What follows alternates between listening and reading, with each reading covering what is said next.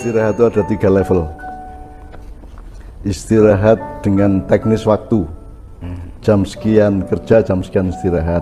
Siang, malam, itu kan itu teknis ya. Ada istirahat psikologis. Jadi psikologis strategis. Jadi capek kerja dengerin musik, kan nggak tidur dengerin musik, tapi itu istirahat. Atau dengerin musik lama banget, capek juga, akhirnya kerja, berikutnya kerja, itu istirahat juga. Jadi yang kedua ini, sebuah pekerjaan merupakan istirahat bagi pekerjaan sebelumnya. Nah itu bisa dicari gitu kan. Saya ngetik capek, kemudian saya sholat. Saya sholat wiritan capek, kemudian saya ngangkat-ngangkat meja, kursi, gitu ya. Itu masing-masing merupakan istirahat dari sesuatu sebelumnya. Itu yang kedua. Yang ketiga adalah istirahat yang sejati dari Allah, gitu ya. Nah makanya ada metode, sampai kalau di luar Islam ada yoga, ada tadzakur, wirid, ya, zikir itu kan Anda duduk bersila atau duduk tahiyat gitu ya. Kemudian Anda melantunkan sesuatu, itu dalam rangka apa? Dalam rangka mentidakkan yang lain dari yang kita zikirkan. Saya Anda ya Karim, ya Karim, ya Karim. Selain ya Karim udah nggak ada, kamu buang, kamu tinggalkan. Jadi kamu konsentrasi kepada sesuatu hal, itu namanya zikir. Sehingga dia merupakan istirahat dari sesuatu yang kita tinggalkan itu. Oleh karena itu, sholat itu, mungkin sholat itu ngerepotin bagi orang yang belum bisa menikmati ya. Dan wegah gitu ya, aras-arasannya. Makanya kalau Anda juga aras-arasan wiridan, diam aja. Diam aja, kamu masuk ke dalam dirimu gitu ya. Wiritannya Allah, doa atau Al-Fatihah atau apapun saja lah, hasbunallah wa ni'mal wakil, ya boleh apa saja pokoknya. Atau paling enggak habis sholat itu diam aja, kamu diam aja.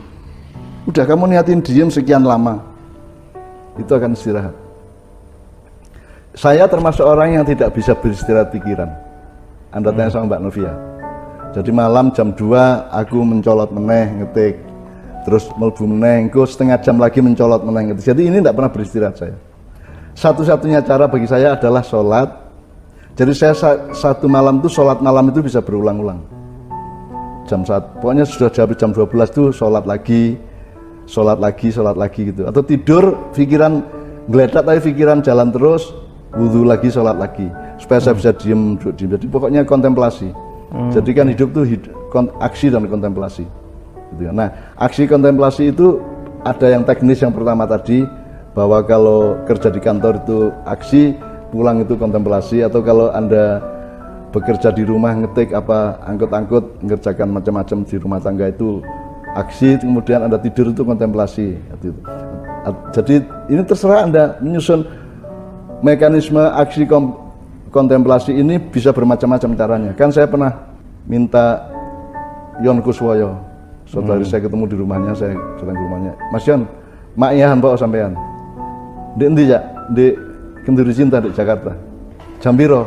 Yo biasanya jam 09.10 sampai jam 3. Waduh gak kuat cak, aku ini jam 10 bengi wis turu wisan. Terus saya bilang, mbok sampean jam 10 bengi dirubah. Jadi ada mekanisme di mana istirahat kita itu kita atur berdasarkan mekanisme kita sendiri, ngerti nggak? Kalau yang rutin, yang umum kan jam 9-10 malam istirahat sampai jam 4 pagi, jam 5 pagi kan gitu. Kan ada orang lain yang bisa siang malam itu berulang-ulang dalam sehari. Saya malamkan jam sekian sampai jam sekian, kemudian saya siangkan jam sekian sampai jam sekian, kan bisa itu. Itu tergantung apa namanya teknokrasi psikologis kita gitu. Jadi istirahat itu macam-macam. Nah kalau yang paling radikal itu ya Anda sholat terus duduk dan niatnya sederhana, pokoknya saya tidak berdiri sebelum hati saya tenang.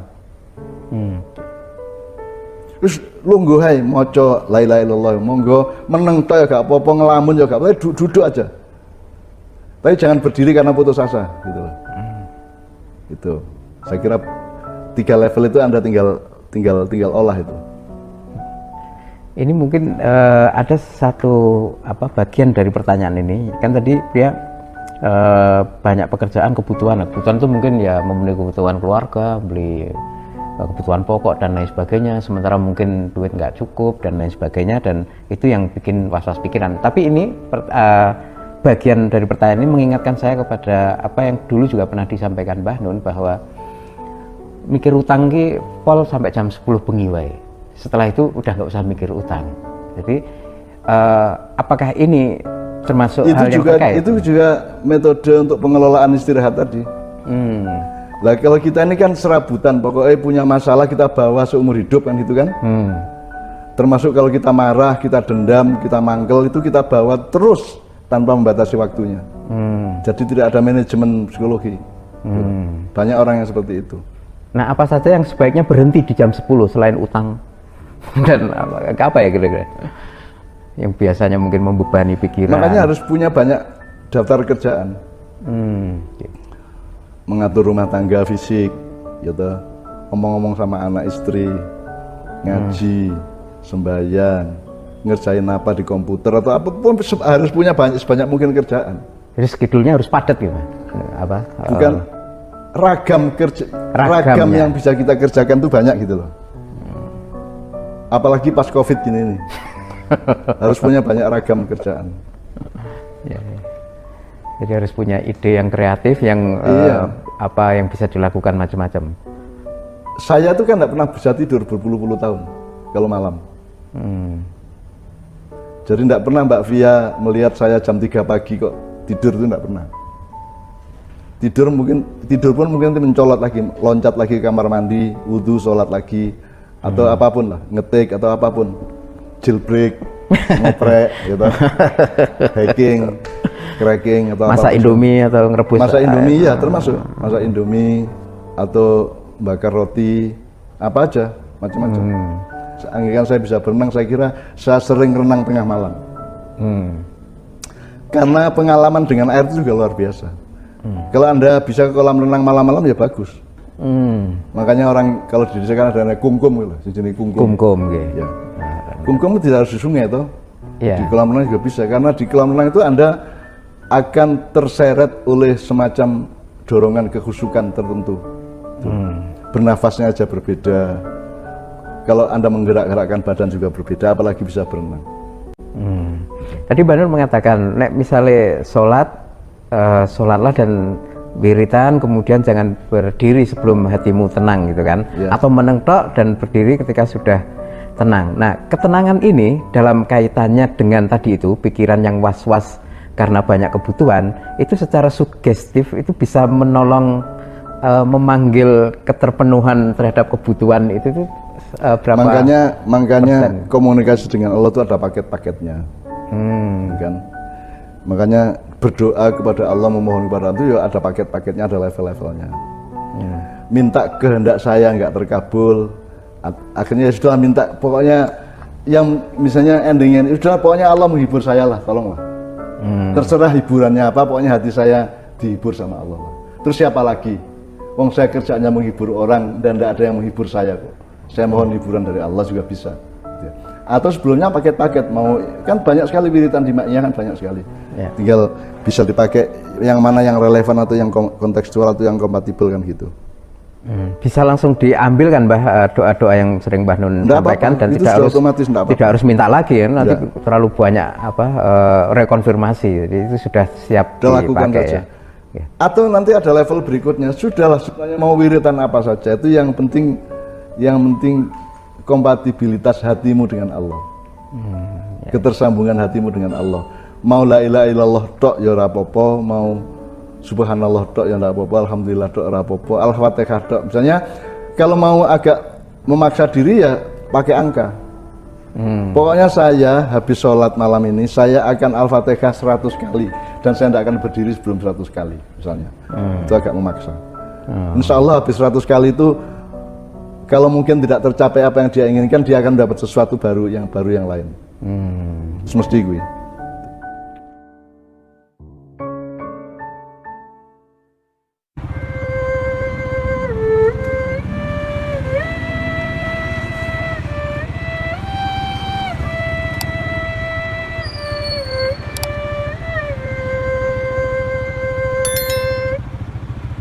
Jadi tawasulan itu saya tuh mohon kepada Allah supaya anak-anakku itu hidupnya itu betul terbimbing.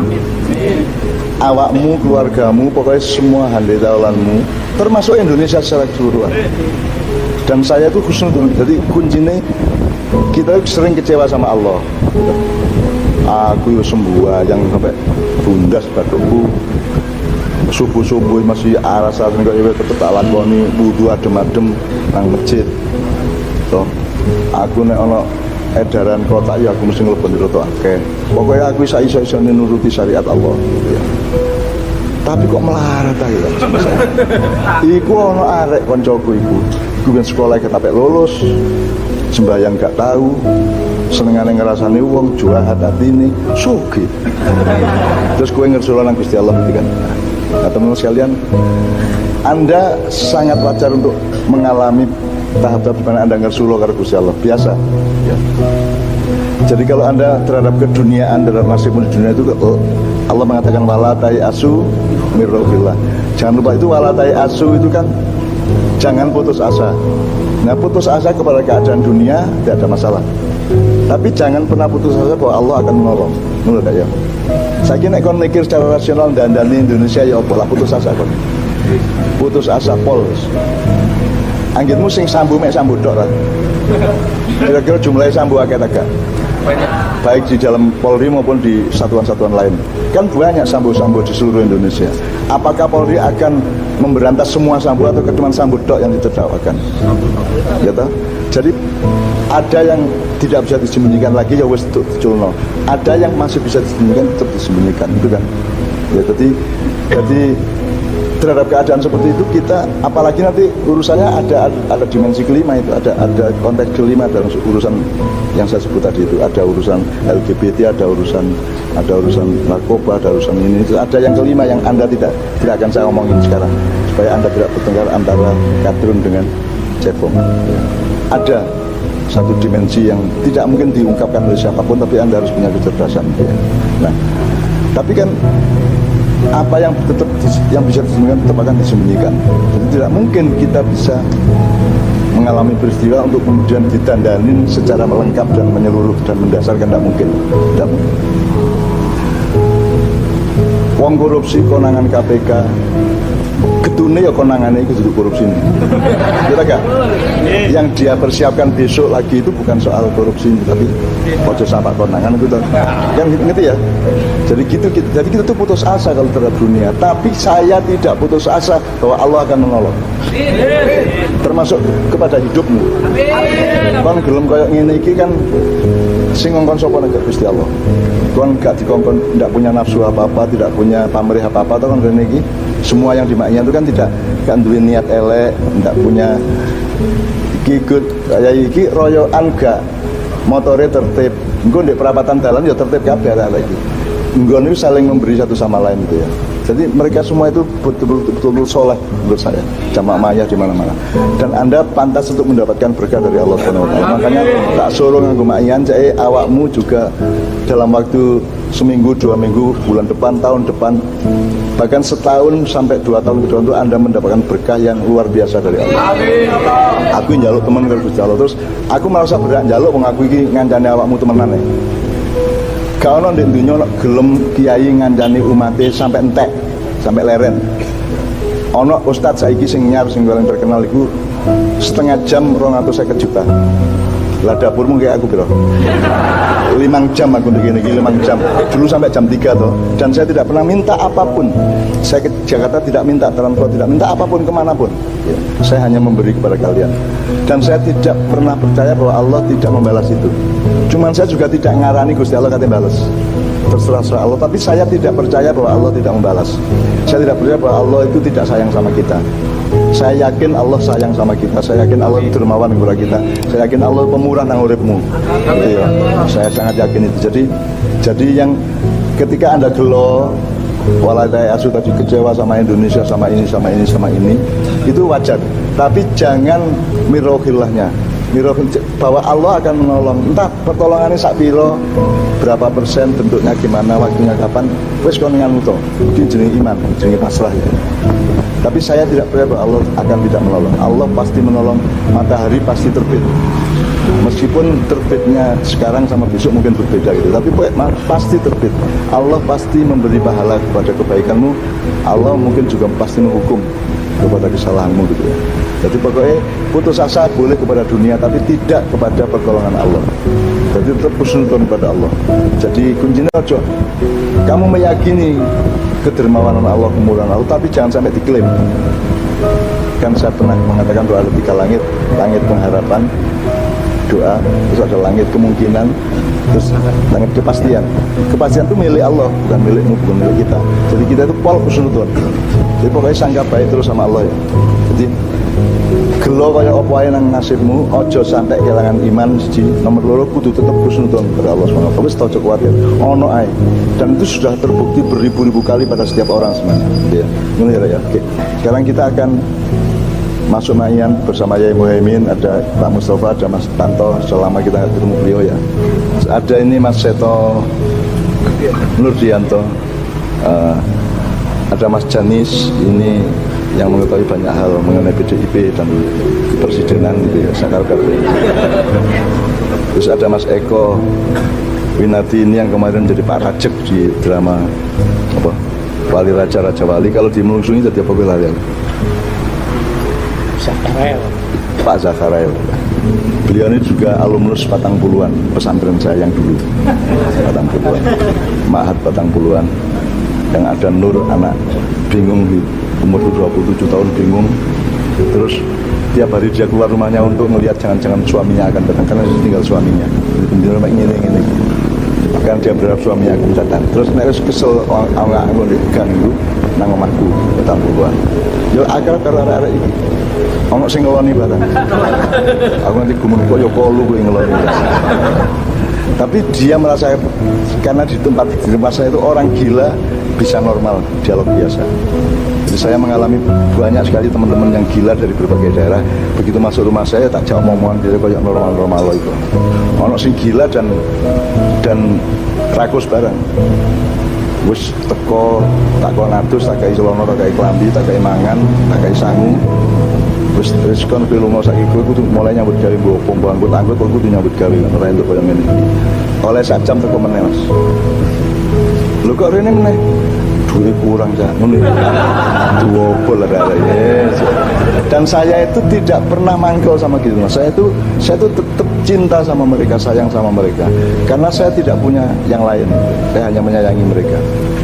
Ada yang dulu pernah baca puisi di sini, itu seorang penyair senior Jogja itu jadi gelandangan 3 tahun, Mas. Gelandangan itu dalam arti yang sebenarnya wis gak tahu atus, wis melengo ireng ngono kae campur lemah ngono kae. Wis rambutnya wis gembel ngono kae. Ning dalam tak ampiri aku nganggo jeep lawas iku. Tak jak munggah, tak go nang omahku, tak dusi sak piturute. Tak kei kelambi, tak kei kaos, tak kei celana sak piturute. Itu saya bahagia dengan itu semua itu. Dan alhamdulillah pas ada ibu saya, terus ibu gawe jamu nang arek iki nang koncoku. Sekarang sudah almarhum di Timoti di sana. Jadi teman sekalian di Ma'iyah itu pokoknya kita menikmati kasih sayang, menikmati silaturahmi, menikmati kebersamaan. Mbah Nun, hingga saat ini saya masih kesulitan berproses mencintai Kanjeng Nabi Muhammad. Pendekatan apa yang bisa saya lakukan untuk bisa mencintai Kanjeng Nabi? Mungkin sudah loh. Bagaimana kamu bisa menyimpulkan belum itu? Mungkin sudah loh. Jadi kalau Anda ingin tahu manis, coba rasakan pahit supaya ngerti dialektikanya. Gitu ya. Coba sekarang bencilah Rasulullah, bisa enggak? Kalau Anda bisa benci Rasulullah berarti memang cintamu belum. Metodenya dibalik, Mas. Dibalik ya. Coba disengiti Kanjeng Nabi. Pokoknya gue ngonek-ngonek Kanjeng Nabi bendino ngono wis. Gitu kan. Terus nanti kan ada perlawanan dari dalam dirimu. Nah, seberapa besar perlawanan dari dirimu itu jumlahnya adalah mencerminkan cintamu yang sebenarnya kepada Rasulullah. Tapi kalau mau pakai jalan yang konvensional, pokoknya habis sholat itu jangan tidak membaca sholawat minimum 9 kali. Jadi istighfar astagfirullahaladzim 9 kali minimum ya, syukur 1000 kali, terus sholawat 9 kali. Mas Kimpling itu yang kita kenal seolah-olah hanya orang abangan, itu setiap pagi dia sholawat 1000 kali. Bangun tidur, sholat subuh nyicil 200, terus ngopi, ngerokok nyicil 200, setelah itu baca buku sambil nyicil 200. Jadi pokoknya setiap pagi dia 1000 kali sholawat. Nah, maka cintamu akan tumbuh, mau tidak mau. Cara mencintai kanjeng Nabi paling gampang dan sederhana ya Kalau pakai pengetahuan dan ilmu ya pelajari. Bedanya apa orang sekarang dengan Rasulullah? Apa wanginya Rasulullah dan busuknya kita sekarang gitu kan? Apa bunganya Rasulullah dan terembeleknya orang sekarang? Jadi pakai komparasi Anda akan menemukan loh, memang Rasulullah itu sangat layak dicintai kalau pakai rasio ya. Ya memang sangat dicintai, orang kok kayak gitu ya, orang kok bisa-bisanya di zaman itu kayak gitu, cerdasnya kayak gitu, sangat akademis, sangat jenius, sangat dokter tikel tekuk ya, dokter kuadrat, dokter berlipat-lipat, karena setiap sabda beliau itu ada terminologinya yang sangat tajam, ada pemetaan pikiran itu sedemikian rupa sangat fix. Misalnya sifatnya sidik, amanah, tablik, fatonah itu ya, itu kan satu rumusan yang luar biasa yang kalau Anda cuma sekolah-sekolah akademis saja Anda tidak bisa mengelaborasi betapa luas dan dialektis komprehensifnya rumusan sidik, amanah, tablik, fatonah itu. Jadi Rasulullah itu jenius luar biasa dan orang baik luar biasa. Pasti. Bayangkan tiap hari dia lewat pasar di Madinah diejek orang. Nabi ini ya, kui tau Nabi, kui tau Muhammad gitu kan, diejek tiap hari. Orangnya yang ngejek itu buta. Dan Rasulullah tidak pernah marah dan dia lewat saja diejek terus menerus. Pada suatu hari orang yang mengejek dia itu sakit. Terus Rasulullah dengar itu dan tanya kepada para sahabat di mana rumahnya dia. Terus akhirnya dia cari rumahnya dan dia besuk ke si pengejek ini dalam keadaan sakit. Rasulullah mengatakan sakit apa, saya bisa lakukan apa. Terus Rasulullah ikut berdoa dan menyembuhkannya. Terus sehingga orang yang bertahun-tahun mengejek itu akhirnya luluh hatinya dan dia masuk Islam karena betapa Rasulullah itu diejek kayak begitu, dia tidak marah tetapi malah mendoakan, malah menyayangi dan berlaku yang terbaik secara kemanusiaan. Ya, jadi bagaimana saya bisa mencintai Rasulullah? Ya itu retoris mas. Sebenarnya nggak bisa kalau nggak mencintai Rasulullah itu mas. Kalau menurut saya ya dengan apa yang dipaparkan oleh Mbah Nun. Atau kalau pakai unggul-unggulan, jur sing kok cintai sing kaya piye? Yang kamu cinta itu yang harus kayak gimana? Harus kayak gimana mas? Sebut satu manusia, satu makhluk di seluruh jagat raya yang melebihi Rasulullah. Kelakuannya, kelembutannya, kebaikannya, kebijaksanaannya, kealimannya, kesungguhannya, kecerdasannya, semuanya. Kalau ada yang melebihi Rasulullah, baru kamu mencintai gitu. Terus kamu mencintai apa? Mencintai apanya? Terus kamu syarat untuk supaya kamu mencintai itu apa? Begitu mas. Ini pelajaran penting ini buat Mas Vedanta ini dan kita semua ya, kita semua. Hasmi, Mbah Non, saya Hasmi Badhe Tanglet. Ketika akan memutuskan sesuatu, dianjurkan untuk istiqaroh atau wiridan ya hadi ya mubin. Bagaimana memutuskan sesuatu itu karena tahu berdasarkan petunjuk Allah atau bukan? Ya, ini bisa simbolik, teknis, bisa rohaniyah dan kepekaan batin. Jadi maksudnya gini. Okay. Gelas mursi ora, aku takon nek kowe nyuguhi dayo, gelas yang kamu isi minuman itu bersih apa tidak? Ya, harus bersih. Harus bersih. Apakah kamu bisa memasukkan minuman ke gelas kotor? Tidak bisa. Jadi kalau ingin mendapatkan kucuran minuman dari Allah, bersihkan gelasmu kan begitu kan. Jelas kan? Jadi kamu harus bersih, maka baru Allah memberikan hidayah dan petunjuk seperti yang Anda butuhkan kan begitu. Jadi nomor satu syaratnya adalah bersihkan gelas kehidupanmu. Kosongkan dan kalau sudah ada tehnya kan tidak mungkin ngusir kopi. Jadi Anda harus kosongkan dan bersihkan gitu ya.